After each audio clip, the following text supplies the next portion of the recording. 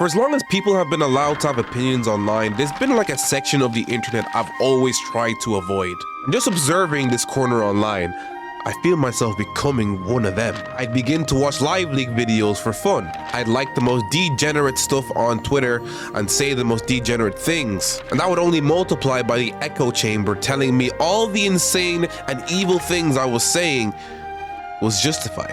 This is the Void. And you know, the Void has decided to rear its ugly head recently on animators. Animators that have been working on some of the most popular shows in recent months. Animators who have been underpaid, overworked, and under life-threatening pressure. Today I want to talk about the recent controversy over the shows Invincibles and Jujutsu Kaisen. The reason why they're getting backlash, if the amount of criticism they are getting is even justified, and what we can do moving forward. So come with me as I poke the bear with absolutely nothing substantial to say except my opinion.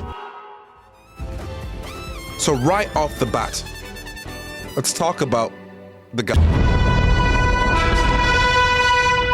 Till this day, I don't think an episode 1 ending has made me question reality the way this one has. Real jaw-dropping stuff here. So like everyone else, I was thinking this new season could never go wrong. All throughout the year, the buzz was getting louder and stronger. I was dodging comic spoilers like the plague. I was theorizing on just how they could continue after such a great season finale. And I remember vividly on that Friday, me and the homies got on Discord and readied ourselves for absolute cinema. The season was only 4 episodes. Okay, let's unpack this. Let's unpack this. Most common consensus on the internet I've seen as to why they did do this is like, ooh, the animators are being lazy, dude. Come on, 2 years, and you only come up with 4 episodes? Like, come on. I'm pretty lenient with shows like Arcane and JJK because they look like that. But Invincibles, you know, you don't look that good to be taking that long, you know what I'm saying? I mean, I'm making fun of these people, but that was me at some point too. But you know what I did compared to 90% of TikTok? This is not an animation issue at all. And just to prove it even more, season 3 has already been confirmed to have been scripted, voice acted, and is in the animation process right now. My source? Yeah, I don't know. I can't find the source anymore. I did watch the video. I can't find it. In order for me to talk about the mid-season break, I gotta talk about the season before the mid-season break, okay? Episode 1's biggest focus was reintroducing us to the world of Invincible after the Omni-homicide, the Omni-Man homicide, the Omnicide. I think this was perfect. They're giving us time to digest just how many lives were affected from season 1's ending. This isn't just Power Rangers where the lives trampled on during a kaiju battle are just forgotten. No, they have to rebuild people up. They have to refine themselves in the ashes of pain. And this couldn't be more true for Mark, the son of Super Hitler. These 4 episodes show him trying his best to make amends, moving on with his friends, moving on with school, and moving on with his future. And just when you feel like Mark is like holding it together, he meets his father again. We're back to the original Invincible level carnage because Viltrumite are here, but Omni-Man, he's taking the good karmic ending this time, so he's a good guy now. Mark ain't jacking it, and they lose. And Mark is left once again in a pool of his own blood, wondering what he could have done to change this. Guys, so far, not once has this guy shown me why his name is Invincible. Now, I don't know about you, but that seems like a great season finale moment. And the fact that happened at the episode 4 mark, what do you think Robert is going to do? Continue? No.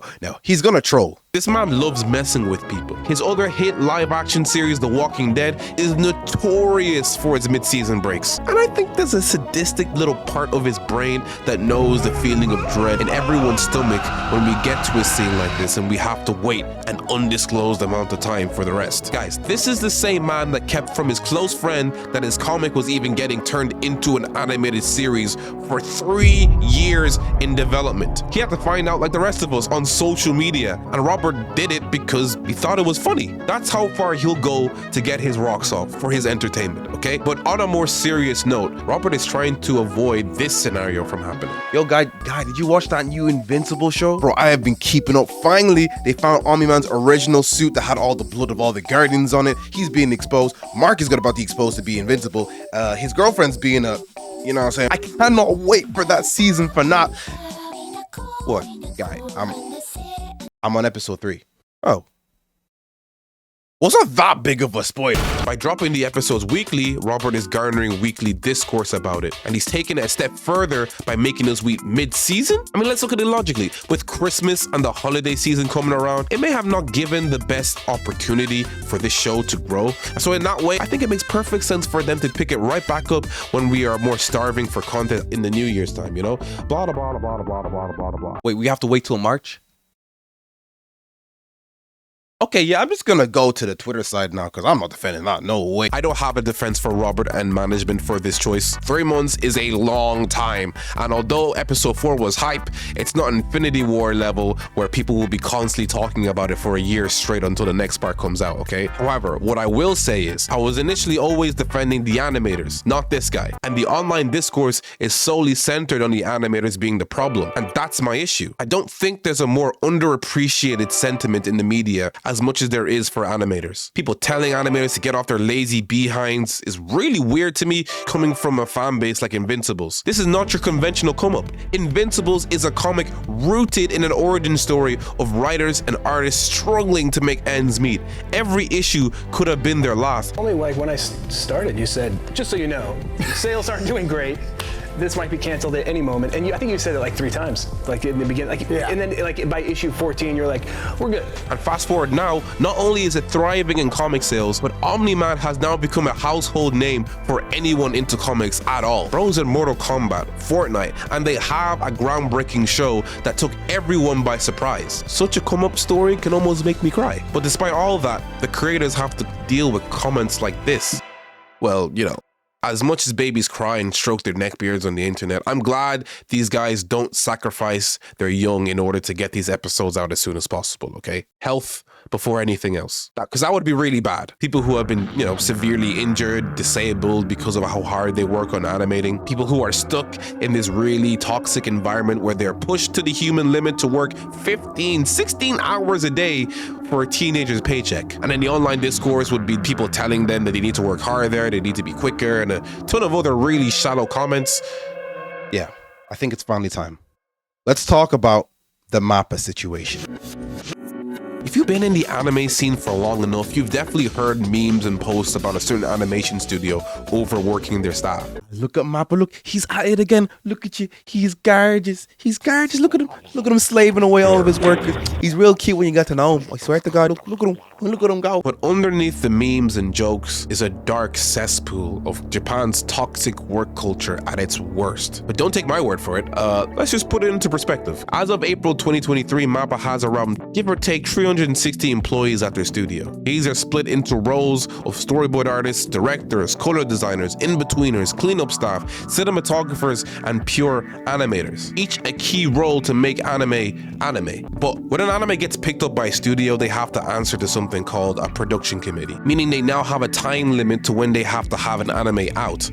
Otherwise, they could risk being sued and a bunch of other stuff. This is fine, but the problem is when you aren't given a healthy window to make this anime, this is where crunch happens. Spirited Away is a worldwide classic, loved by millions because of its animation. It was in production for 1.5 years. Mugen Train, another beautifully animated movie, took a year to make, and you would think it'd be a little bit longer because the fight scenes are stunning, but I don't know, I guess they really cranked it out during that year, so fair enough. And I want to preface that these two studios, Ufotable especially, is known for one of the few studios in Japan that don't have workers crying for help on Twitter. They respect their workers enough to give them decent pay and respectable work hours. Your Name, Kimi no Nawa, that took 2 years to make. So from that, we can say, you know, an educated guess is that an anime movie usually takes 1 to 2 years to fully produce for the big screen. MAPPA released JJK 0 in 2020. Guess how long the production took to finish his anime movie?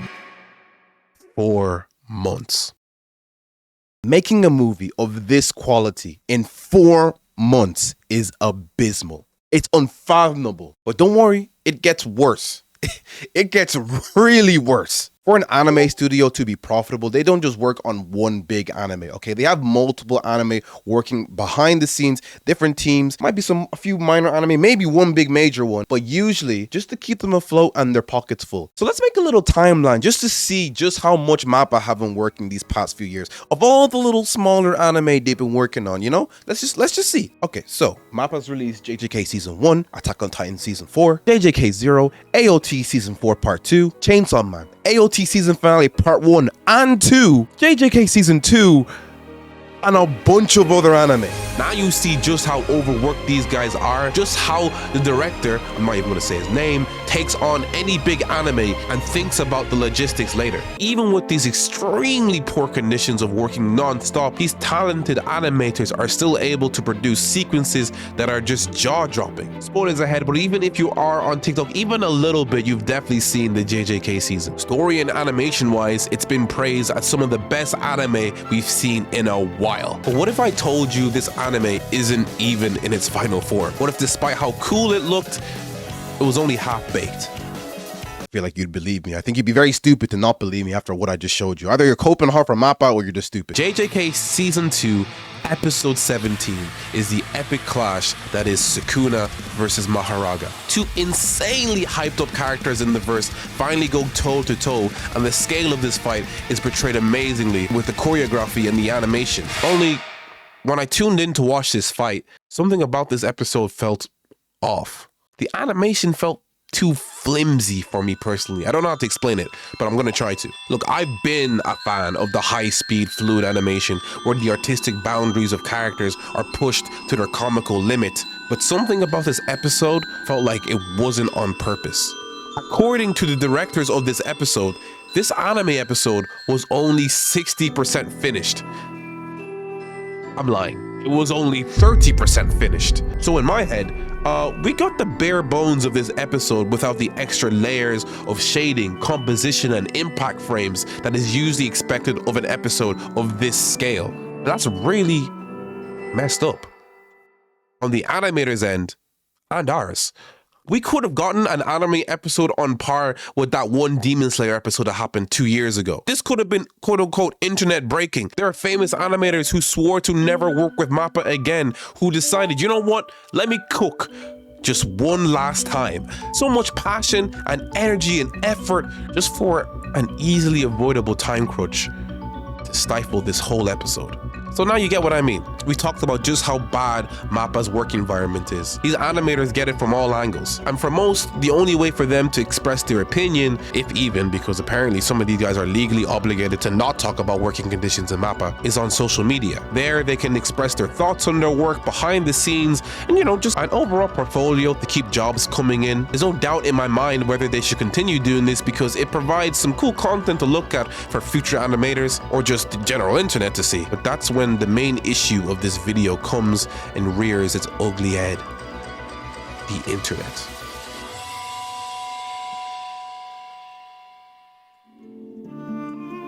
Now, in no way do I think any of these people are bad people, nor do I think them critiquing comparisons with the manga and anime is wrong, but what I will say is the access that intense fans have directly to the staff of their favorite anime is one of the most scariest realities we have to face in this day and age. It's a weird paradox because it is trendy and normal to come after MAPPA for poorly treating the animators, but the second someone's favorite manga panel isn't animated to their liking, people refocus their hate and anger towards artists and double it. Saying this online with a Thorfinn profile picture shows the ironic nature of this side of the fanbase. I mean, this case specifically caused a huge uproar of death threats sent to this specific animator because he had added an extra scene of a fan favorite character, Todo, cross-dressing. And if you know the antics of this man and his obsession with this specific idol, you'd get the joke. I mean, this scene is not only less than 2 seconds, but very in character with his borderline mentally unstable mind. People are up in arms because different angles are being shot for the anime compared to how it looks like in the manga, or when characters are smiling more than they should be compared to the manga. What are we even fighting about? Like, this is really unsettling. If people can't deviate a millimeter from the manga, where is the artistic expression supposed to be in the anime? This situation is beyond messed up, because with every thoughtless hate comment towards nitpicking the anime, you have animators like these who legit think they are the scum of the earth because of the wave of people online brapping on the one scene or sequence that they worked on.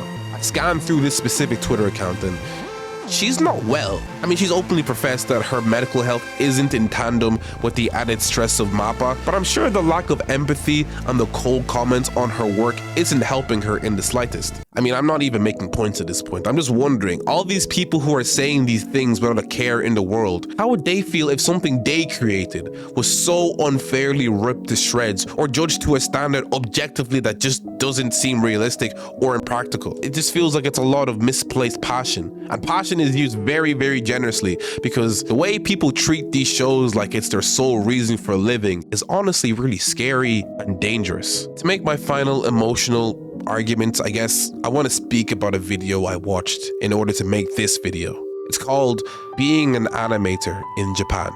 And it's an in-person interview of this newly graduated animator called Ayane Nakamura, as she tells the interviewer about her struggles being in the animation industry. After only 6 months, she's working on projects like Vinland Saga and Boruto, and that's what's interesting about the video, is her defeated and slightly depressed tone when she speaks about her job. Her workload on a daily basis is a lot, and her pay is by commissions of each cut rather than a salary or hourly pay. What that means is whether she gets an easier cut to animate, which, you know, mind you, still takes half a day, or an action-packed cut that takes her a week to make, she still gets paid the same $40 for her work. じゃあ半日だったとしても割に合わなくないですか？そうなんですよね。すごい世界ですね。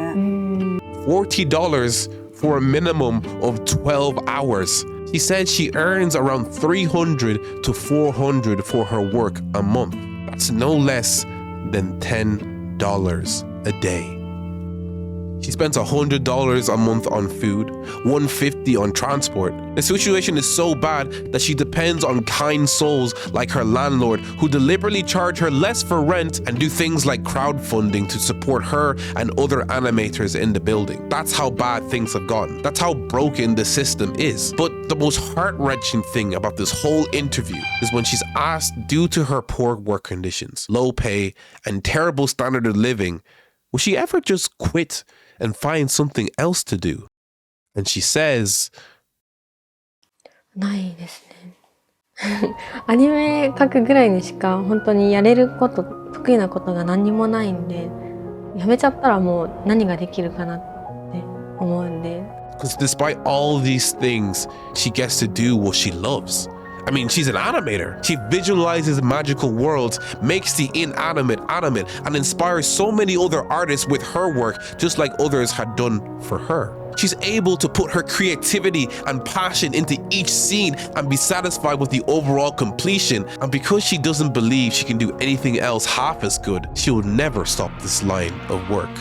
And that's the negative cycle she's stuck in. I know a lot of this video isn't even focused on the online backlash, but I think it's important to highlight the corporate pressure a lot of these artists have to go through, as it means to realize the final thing to break their souls is some angsty fans waiting for a season to be released quicker, or death threats because their work wasn't one-to-one with the manga. You know, we always talk on the internet how there's nothing we can do to stop MAPPA and the anime studios, and really nothing we can do to the workers that are being mistreated. You know, hating on animators for not making things the exact way you want them or not getting them out the exact time you want them. It's beyond messed up. These guys are people, they're not robots. I mean, one thing we can do is just simply be kinder on the internet. It might not be you, but you might know plenty of other people who are like this. You need to check them. It doesn't make sense to constantly berate and destroy these people that are making the shows that you love and enjoy.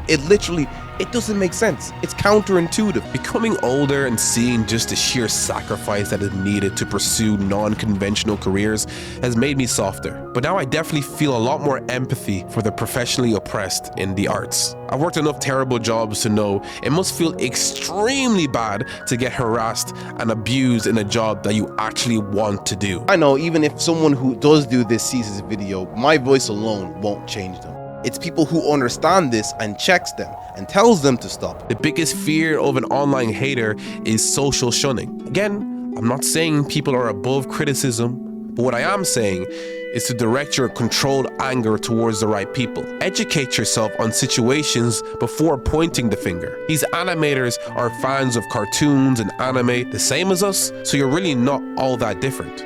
You both want to see something amazing be put into the world.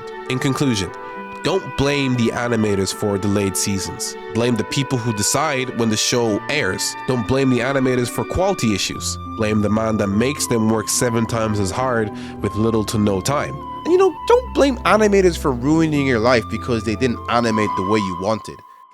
Because they didn't. You're already doing that by logging on to Twitter every day, buddy!